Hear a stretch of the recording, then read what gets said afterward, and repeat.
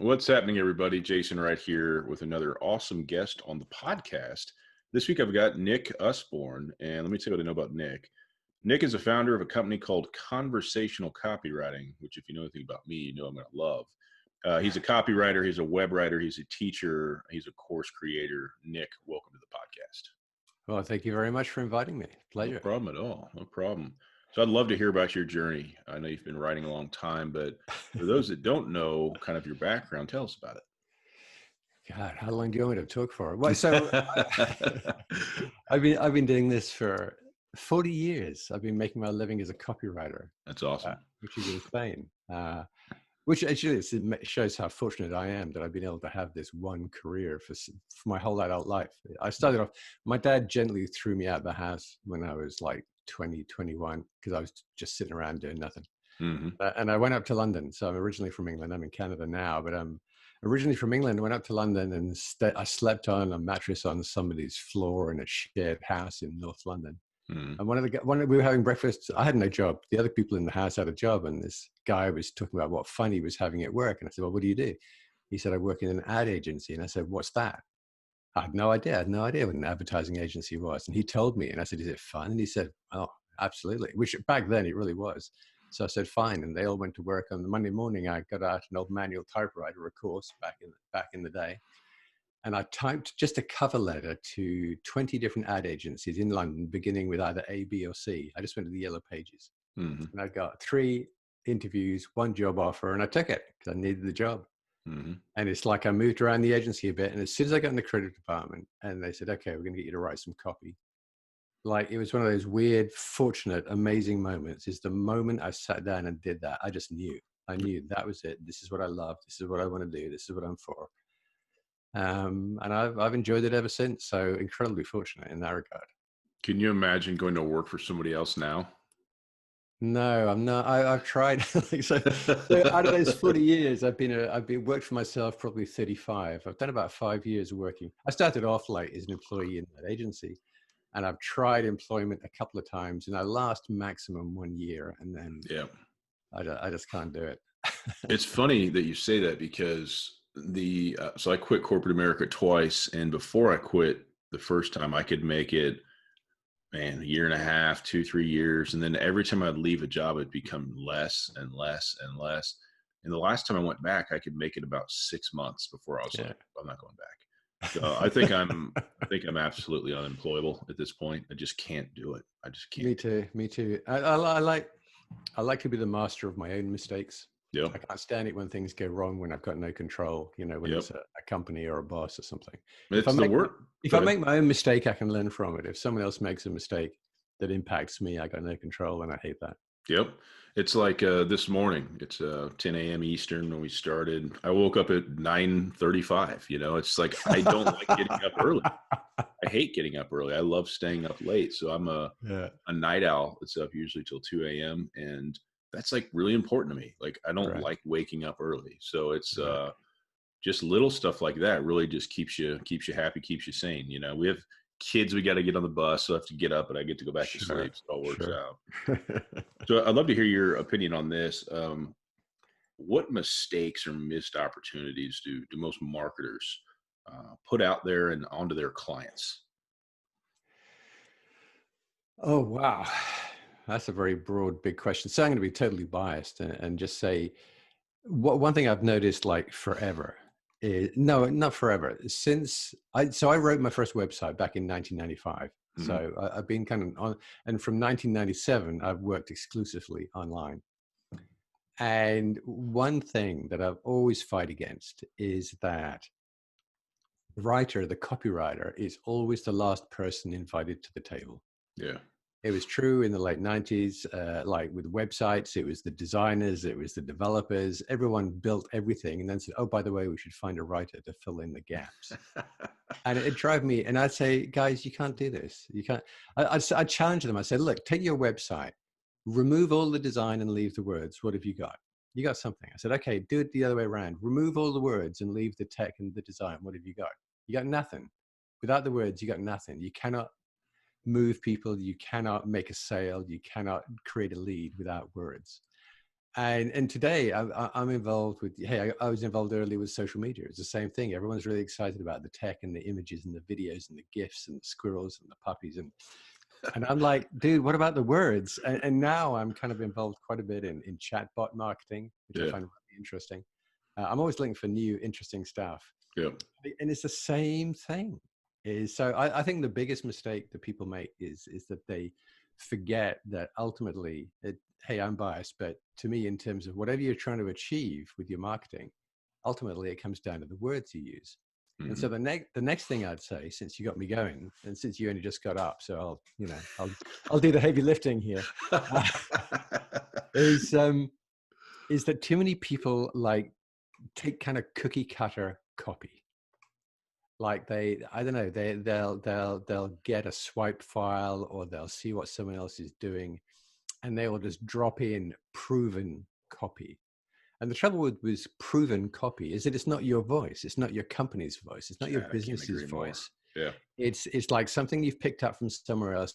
You're throwing it in the face of your prospects, and your prospects know this doesn't sound like you. Or even worse, they think, oh, well, maybe this is you. Maybe I was wrong when I, perceived you as Yeah. something a little different. Now I realize that actually you're just like the same as everyone else. So so my first big complaint is don't leave the copywriter out of the room until the last minute. Bring him or her in right at the beginning. And secondly, right from the ground up, sure, learn from what other people do, learn from other people, learn from best practices, but then start over in your voice, your story, your culture, your promise, your emotions, Yep. what you care about. So that people connect with you or your business as something different, something special, something they want to pay attention to, something they trust. Oh my God, trust. Like the fastest way to lose trust is to go all direct response heavy handed on people, Yep. because people they don't like that. But if people get a sense that they're connecting with you, or your business feels like, I don't know, it just feels like someone I can engage with, and that I can trust, and that you listen. Wow, you listen to me. That's amazing. That's a whole different place. So that's what I'm all about. Is when you talk about me in conversational copywriting, I'm saying you can be persuasive in your own voice. Hey, you said you had kids. There's nothing as persuasive as a kid. Yeah. Daddy, can I stay up late? Daddy, can we go out and play? And they know what to do. They know how to they know it's not about bullet points. They just look you in the eye and they flutter their eyelashes and they hit your emotions. They know it's about emotion. They Yeah. know if they want you to do something, they got to hit you emotionally. Kids know how to do it. So we were all kids. We all knew how to be persuasive in our own language, in our own way, our own voice. Yep. We just got that kind of educated out of us, and somebody told us that we're meant to do it this way, and we're meant to, use this crazy direct marketing language to get people to do stuff, and it's just not true. Yep. Now, I think this is one of my favorite conversations I've ever had on the podcast. And I've done a bunch of these because it's so important. There's going to be people in my Facebook group, there's going to be people in my email list that follow me that are going to hear this. And I want them to know I'm talking to you. Stop using other people's swipe files. I agree with you. Sometimes people say, hey, what do you think about this thing I put together? And I'm like, that's not your words. Never heard you talk like that. Oh, it doesn't matter. It's proven. But not for you, not for your audience. So you're Right. absolutely right. It's like, why remove the part of all of this that makes it so special? And that's your voice. Right. When I build a funnel for a client, what I say is, I'd love you to take a stab at the emails, and I'll give you kind of some advice on what to follow here. Then I'll come in behind you and make sure some of the little things we do correctly, because I want to capture your voice, even if it's just a little bit. It's not going to be the same if I do it. And most people are on board with that, and it works. It's beautiful when you do it, because like you said, their audience is going to say, oh, this is authentically whoever, so Right. I was telling somebody recently that when you just go straight direct response all over the place, you see people do it on Facebook, they've got no business, they've got no following, and they just throw out these direct response offers. And I'm like, this isn't a magazine. This isn't a mailbox. Like, that's not going to work. Like, stop. I used to do the same thing. I did it for years and I couldn't make Right. any money. And I was like, I don't know why. But it's like, when you just go up to people you don't know, like on social media, and you make a really hard direct response pitch, it's just like going and doing door-to-door sales. It's literally no different. I don't know you. Like, Yeah. I don't want to hear what you're Yeah. saying. get out of here. So people scroll through the feed, you know? So you see, my background is in direct response. I've written thousands of pieces of direct mail before I came over to the web. So I get it. I know how to do it. Hmm. And in fact, I'd kind of challenge myself sometimes. Like if you said to me, and my colleagues have said this to me, they're saying, Nick, are you saying that if you wrote like a series of 3 emails, one was everything you knew about direct response copywriting, and one was conversational, which one would win? And I say, well, if I'm totally honest, if I did that this week, if I went full out direct response, I'd probably make more money this week. But come back to me in a year, Yeah. and I'll tell you that I made more money over the course of that year with the conversational voice, because I'm building trust rather than burning trust. There you go. Beautiful. So there's always an argument to go direct response, because yes, on the one day, I know it. I know the tricks. I know the tips. I've done that stuff. I've taught that stuff. I've lived that stuff. I've made a living with that stuff. I know how to do it. And I know I can win doing that today. Hmm. But that's not what I'm about as a marketer anymore. Yep. There's also there's so much noise out there as well. So my wife is a watercolor painter. She's nothing to do with this business, nothing to do with marketing. Doesn't even like my business. Yeah. My wife didn't like mine either, really. Yeah, and so one day, but we kind of live and work in the same space. My office area is the same as her studio area. And one day she just literally groaned. I said, what is it? And she said, oh, well, I signed up for this. I was just interested in this artist, and he does some teaching. And she said, like, then yesterday I got this email, and today I got this email, and I suddenly realized I was stuck in this. And she didn't say funnel because she doesn't know the terminology. Yeah. Basically, she realized she was stuck in another funnel, and she was disappointed because it's not what she expected from that teacher. Hmm. And so it was that sense of, oh no, not again. So so I started calling this funnel fatigue. Hmm. So if my wife notices that, she's certainly not the only person who notices when they're stuck in a funnel and feels disappointed in the creator for doing that. But I'm not saying funnels are bad. It's just, so when I have a course, like you said, I have a course on conversational copywriting. So I sell that. And sometimes I just go totally transparent on people. I say, okay, end of the month, you guys, I know that there's a whole bunch of you sitting on the fence. Over the next 3 days, I'm going to do a series of 3 sales things. And I tell them how I'm going to do it, what I'm going to do, why am I doing it? It still works. It works. But what happens there is, because I'm being transparent, they feel that they're still part of this community, whether they buy or not. Yep. And that I'm not trying to fool them. I'm not trying to kid them. I'm not trying to manipulate them. Yep. That when I do try to sell them, I say, hey, heads up, tomorrow I'm going to really sell hard at you. And I'll do it. And I say, you know what, tomorrow I'm going to do that last chance thing. Yep. Because it's weird, because the last chance thing works. But I don't want people to suddenly think that, like, I'm a traditional direct marketer. So I tell them I'm about to do it. Yeah. So I'm going to do the last chance thing at you tomorrow, because I know it works. But I just want to give you a heads up so you don't, go weird on me. So yeah, total transparency, I think, is super helpful as well. And it allows you to use some of the sales approaches we know that work, like using funnels, but not to, trigger that response that my wife had of disappointment of, oh, I thought better of this company or this business or this person. I didn't realize they were the kind of company that was going to stick me in one of these funnels. Yep. Well, for what you're saying, that's one reason I like video so much, because video, unlike any other platform, people can see you, they can watch your reactions, and they can draw that conclusion. Is this person who I think they are? Right. Can this person help me? So going, live on Facebook and doing the video piece of this podcast is a huge part of my strategy for that reason, because it just even builds more of that trust in that relationship. And then I write the same way I speak. So when I'm sending out emails, people are like, yeah, it's Jason. It's definitely the same guy, and I just think it's fun, and it's a beautiful way to really let that audience know who you are and what you're doing. I agree completely. I use quite a lot. Like today, we're using video, so you can look me in the eye, I can look you in the eye, everyone else can look us both in the eye. But I like, when I'm writing stuff, often now I'll sometimes pair what I write with a video, but I do the video first because I'll do some notes and outline of what I want to talk about.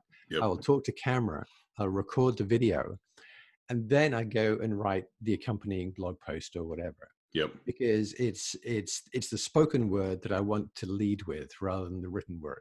Mm-hmm. So if I've done it to video and then straight after I go and write the post, I still have that kind of language in my Yep. mind. And it's totally, if I look now at how I write today compared to 5 years ago, it's totally different. It's like 5 years ago, I was a formal writer. I love writing. I love the craft of writing and copywriting. I always have, like from that first day. But my writing's changed a lot. It's a lot more verbal, a lot more conversational, a lot simpler, a lot not shorter, but I use way shorter words. Yeah. Hey, I write now like I talk. You know, I've just done this huge job of forgetting everything that was ever taught to me about writing. Mm-hmm. You know, at school and stuff like that. You know, Absolutely. the proper way to write. You know. Yeah. I love it. It's so important. So let me ask you, when you're on this journey, you've been working for yourself for a long time. Did you ever have that moment where you're like, this might not work out? Like, I don't know if I can make enough money to keep going. Do you ever have that fear of failure? Yeah, for sure. That's why. So we were saying earlier, like both of us have kind of dipped back into Yeah. employment states occasionally, and Yeah. that's usually triggered by an anxiety that I had. Like I'd get an offer, which I always say no to, except if I'm feeling super insecure Yeah. about my future and my ability to pay the bills and stuff. So each time I've said yes, it's because someone's asked the question at a moment where I felt insecure. Yeah. So absolutely. So what I try to do now is I know that it still happens. It still happens to me.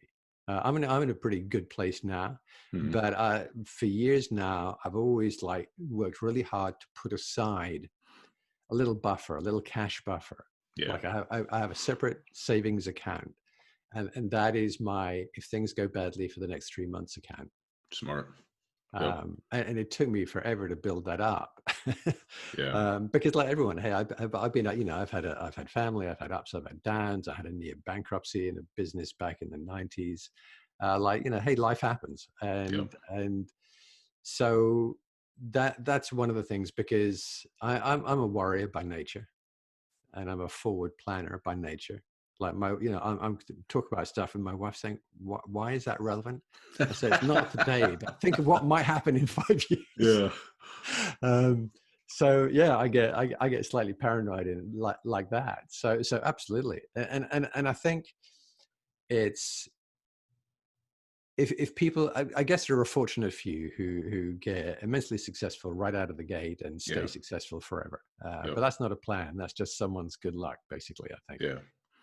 I think in real life, for most of us, we're all of us going to have ups and downs. We're all of us going to have challenges. Yep.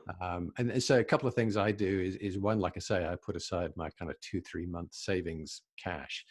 The other thing, and I'm just looking at a board over here, which has got 1, 2, 3, 4, 5. I have 5 separate sources of income, revenue streams. Yep. So do I. 5 And buckets. I've always done that so that if 1 or 2 take a hit, now there's 1 and 2 are, you know, way bigger than 3, 4, and 5. Yep. But Same with me. if 1 or 2 died, then I could ramp up 3, 4, or 5. Yep. So that's the other way I try to stay secure. And you know, when I was single, like, hey, that's different. But when I got family and stuff, and it's not just me, there's that kind of responsibility to keep things ticking along. Yep. So yeah, I'm a big planner, slightly paranoid. I know things can go wrong, so I like that cash buffer. I like the multiple streams of income. Yep. It's never going to protect me 100%, but it definitely helps me sleep at night. Yeah, absolutely. It's interesting because I just had this conversation with my wife and some people in my group, my team recently, but I identified what I called the 5 buckets of income for us.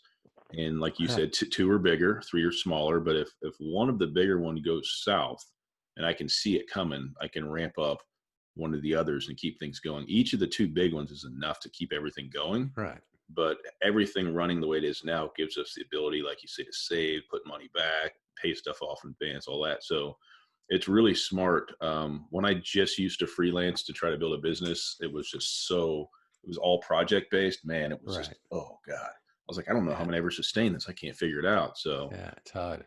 yep. It's The other thing I do, in fact, number one on my list is based on a relationship I have with another company, and I've had that relationship for over a decade now. there you go. We partner on a lot of that stuff. So, and number three is kind of relationship based. So I take super good care of business relationships that I have. Oh yeah. Um, I'm I'm I'm not terribly trustful by nature. It takes me a while to really kind of build trust in someone, Hmm. but when I got something good going, I really take care of that Yep. relationship, and I also make sure I'm always close with that person, so that if there is something coming down the pike at their end that might impact me, that I hear about it early rather than late. Yeah, it's not like that. Oh, by the way, that last second corporate type That experience. happened to me once. I probably instead of like 5 buckets, I had two, and number one was like 90% of my business. Yep.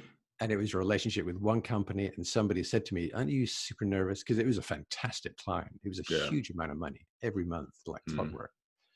And people said, "Well, aren't you nervous that you might lose them?" And I said, "Hey, I'm so closely entwined with their kind of marketing function that the only way I could ever lose that business is if I don't know, if somebody bought the company and fired the marketing department." And then one day somebody bought the company and fired the marketing department. Oh no. And I had like 2 weeks notice. So that was like 80% of my income, maybe 90%. But that was a huge mistake. So that's what led me to a lot of the practices that I have now. It was about a year and a half ago, maybe. I really struggle on timelines. Like I like, is that a year ago or is that 3 years ago? It's been a while. It's been at least a year and a half. I had the agency side of my business. So like if I do a project for somebody or I build a funnel, then it's like, can you help me like use this thing? Right. So I had the agency side of my business, the biggest it had ever been at the time, and I wasn't doing it correctly. I was paying people way too much money, and nobody's on the same page. And I thought it was a people issue, but I realized last night it was actually a training and systems issue. It was my fault, but I didn't Huh. realize it at the time. But anyway, just the perfect storm. I lost. That was like my number one by far income stream. I lost like five clients, like five big clients in like 5 days just by chance. Wow. And it went from, hey, life that's, is that's, good. that's careless. It was weird because Five clients in 5 days. Wow. none of the things had to do with each other. Ah, It wasn't things like we were doing wrong per se. It was just different stuff. And I remember like writing it down, like what in the world is going on? So I had to pretty much get rid of my team. My income took a massive hit. I mean, I think I lost like $8,000 or $9,000 a month in right. 5 days. And I was like, oh my God, what am I going to do? Right. And I was like, I've got to figure out a way to stabilize this income. So over the next couple of years, like we're talking about, I've just figured out. It's funny because I'm using the same information, but it's like info products, consulting, agency, affiliate. I Right. mean, it's just all these different Right. angles to it, and it's it's set up very differently now. So I won't get into that situation again. But Hey, but it's interesting what you said when you said you realized it was your fault, yeah, because I think that's a huge deal. I think there's a lot of us, like solopreneurs, entrepreneurs, when things go wrong, a lot of people find someone else to blame or something else to blame. It's the market, it's the economy, it's the whatever. And I think when you take your position of, well, I take the position that everything basically comes down to me. It's my response. If things go wrong, it's my responsibility. hmm Sure, the market changed, but I could have anticipated that. hmm And when you take responsibility for yourself, when you make it your fault when things go wrong, that gives you freedom.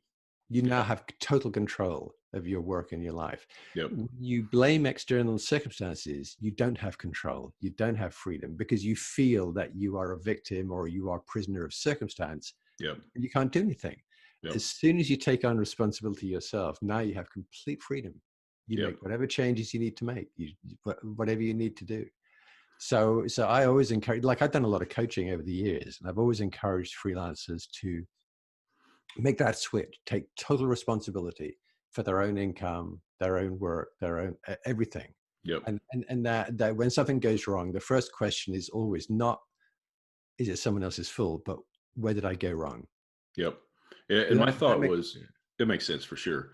My thought with that incident was I'm a prisoner of circumstance because it's like, I don't understand what the heck just happened. But what's funny is the agency side of the business set up different now. It's has the opportunity to just explode. But I was like, I need infrastructure. So my wife is like, hey, I'm ready to get involved with the business. So I'm going through this practice of trying to train her on what she needs to know. And I'm like, it's all up here. It's easy for me. So how do I Right. way? So then I go back to my HR days when I was in corporate America. It's like I've done training plans and trained tons of people. And I was like, okay, so I'm building out these templates in Asana, let's say for this type of project, which we have like 3 types of project, kind of top of funnel things. This is exactly what you need to do. And there's, tells who's responsible in the team and it checks it off, which is great. And then I'm using screen share videos to train on the different platforms to use as well. And I was like, okay, Right. when I get somebody that knows nothing about marketing or building, when I get her comfortable and she's able to do this stuff as a funnel builder and account manager, then when she can train somebody else, then I've succeeded. Then we can blow the doors off this thing. So I realized last night, I go, oh man, I can't find the right people. This is my fault. And then I said that failure a few years ago in the business, that like mini failure, that was my fault too. But it was trainings and systems. I know how to Right. do it all, but I can't put that in your head, especially not Yeah. in an accelerated amount of time. So I had that light bulb. I was like, oh crap.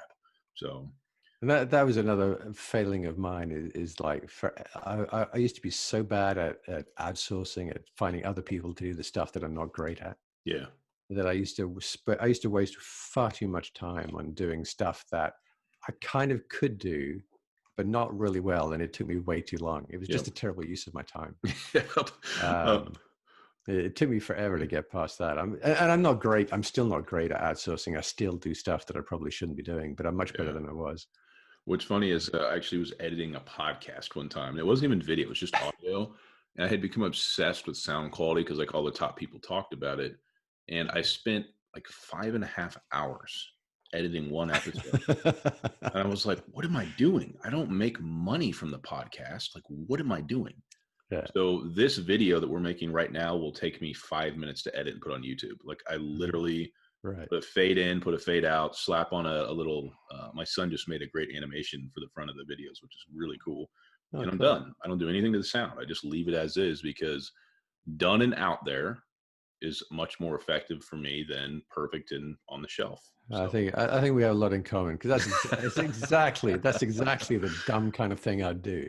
yeah, Like spend half a day on something that one doesn't need doing, and yeah, secondly, I'm not particularly good at. yeah, That said, I do like to learn the fundamentals of almost everything that impacts my business. yeah.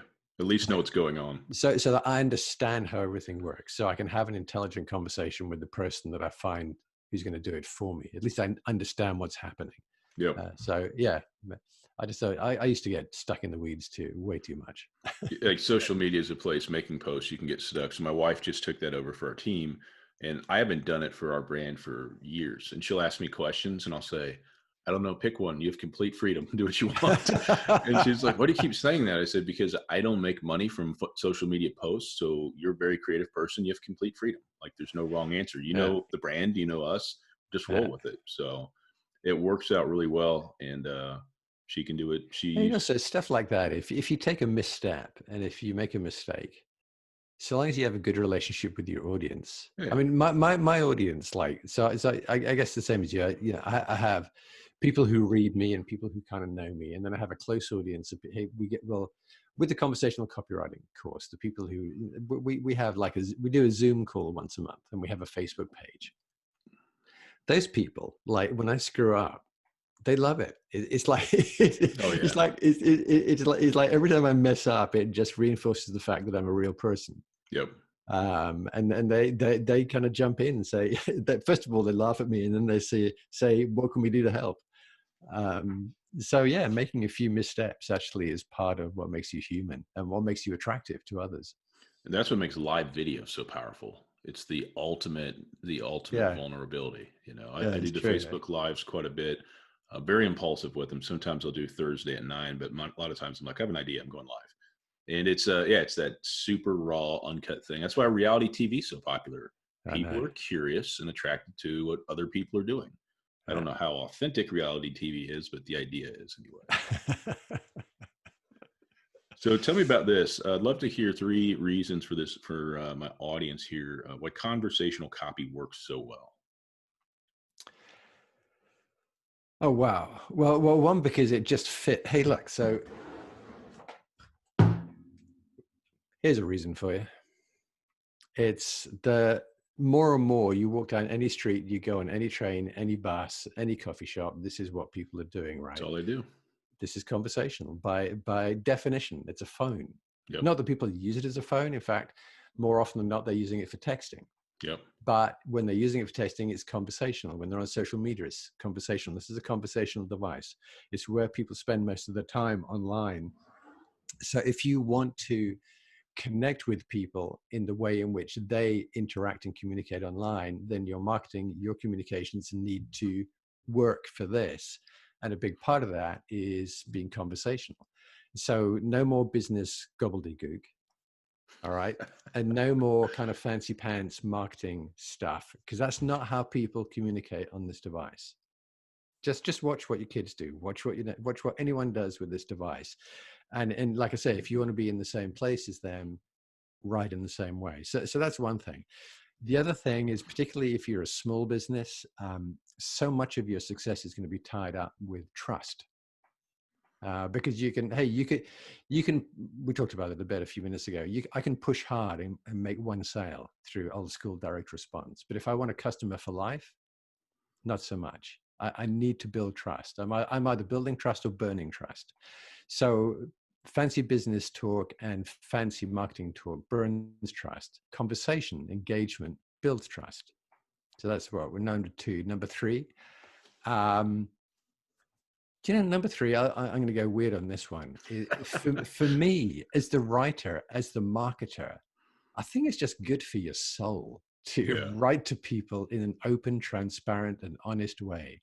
I think it's just good for yourself as a person to run your business in a way that is not pushing or manipulative or tricking, but is open and honest and transparent, and that you're selling to your customers the same way you would, I don't know, share some exciting product or service with your mother-in-law or your neighbor. Yeah. Like, yeah, you're being totally enthusiastic because you believe in it, but you're not being a salesperson. And I found, like, one of the big reasons I got out of direct response copywriting is I was beginning to feel on the inside of myself kind of yucky. Yep. I was uncomfortable, Mhm. just as a human being. So that's my third reason why. Is actually it just makes you feel better. Yep. Awesome. Very good reasons. So Nick, you've got a great business and good things going. What's next for you? Got any other big plans on the horizon for 2020? What's next for me? I'm just endlessly fascinated by this, and I mentioned a little while ago. I'm really interested in this, and I'm particularly interested in text. So I'm doing a lot of work right now on chatbot and messenger marketing. Mhm. In other words, marketing that, because for me, if I'm talking about conversational, if I'm talking about simplicity, then the ultimate kind of constraint and discipline, as it were, for that is text. Because when we text, we do it in very, very short Yep. blocks. And we use emojis and we use images and we use maybe little video clips and things like that. I find it a fascinating, very, very conversational medium. So in fact, I'm developing a whole separate course on that right now, and immersing myself in that and building these little fellows, because I just find that it's because it's so constrained. There are so many limits that I find it so interesting. I guess it's so challenging, so much fun. Yeah, it's funny when I was on your website, I thought I was on my own website because we both have the same mini chat growth tool in the lower right corner. And I was like, Oh, wait, am I on my website? And I was like, oh, wait, he's using the same thing. So, what's funny? I'll talk about this for a second. I was curious to see if you're going to talk about text, but the chat bot versus the two-way texting platform is super interesting because if you've noticed, Facebook has really made the chat bot more restrictive than it used to yes, be. When ManyChat first came out, I heard about it on a podcast with John Lee Dumas and somebody. I was like, what is he talking about? And I found ManyChat very early and it was wide open. right. Now, they keep, I think April, something else happens. They keep making it more constricted, but two-way texting is still kind of like email. It's much more open to, Yeah, there's not rules. So right. Both of them are very cool.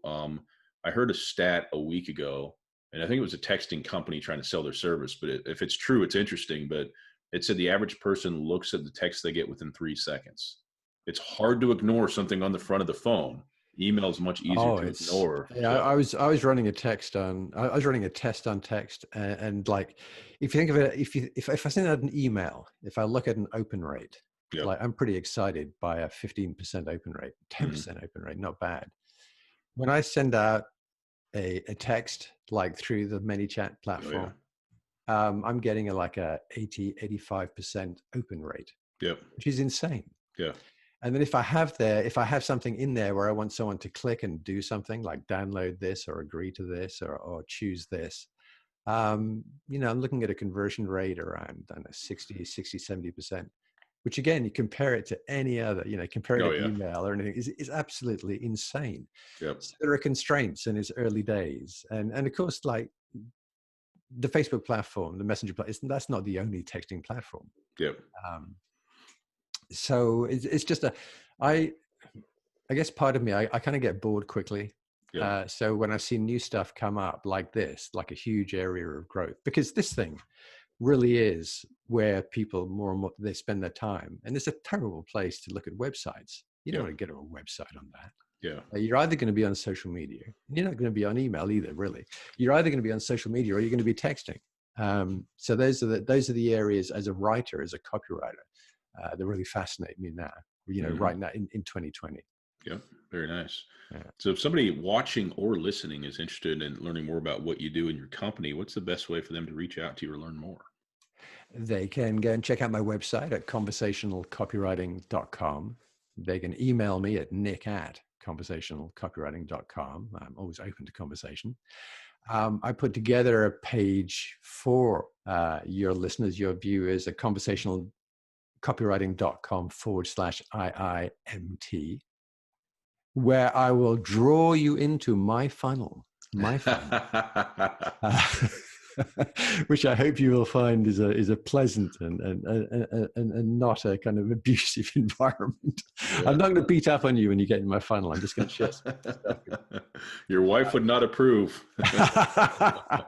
It's a nice funnel. It's an open, transparent funnel. There you go. Yeah. Well, awesome. Well, really appreciate you coming on the show. It's been a lot of fun. And I can't believe you have that domain, conversationalcopywriting.com. What a phenomenal domain. I've actually thought about buying it before. I never looked to see if it was available. I was like, oh, sure, it'll be there, but it's not. Hey, well, thanks for having me on. This has been a fun conversation. It's been Yep, great. no problem. See you. Yeah.